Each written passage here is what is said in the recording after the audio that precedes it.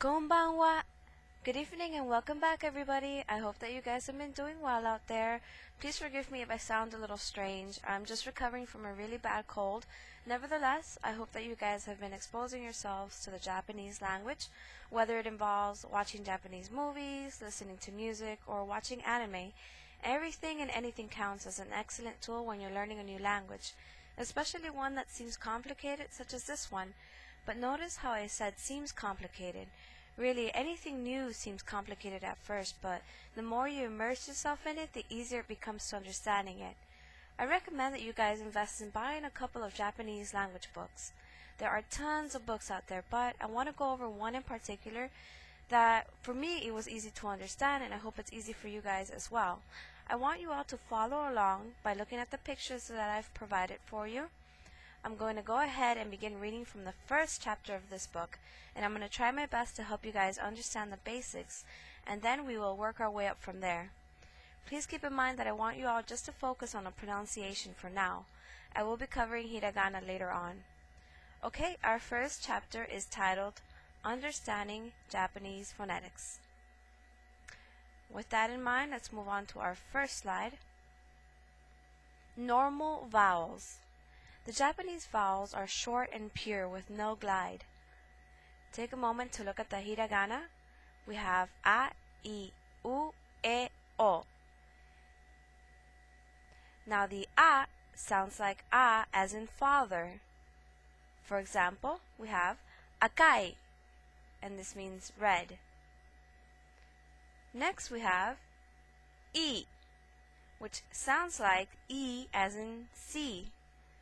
For example, inochi, and this means life.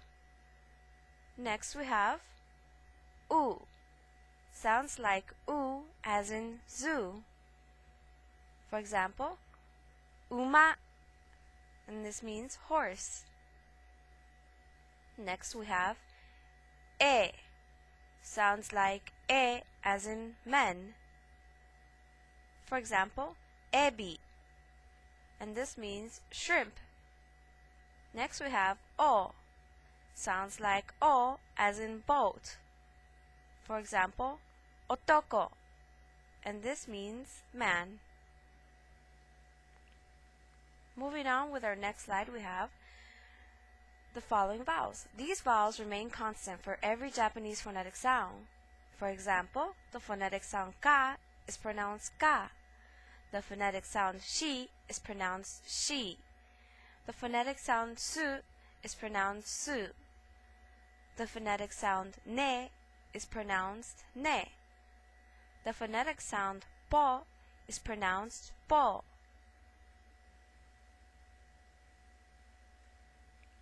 Next we have double vowels. The following lengthened vowels are pronounced like the vowels above but are held twice as long.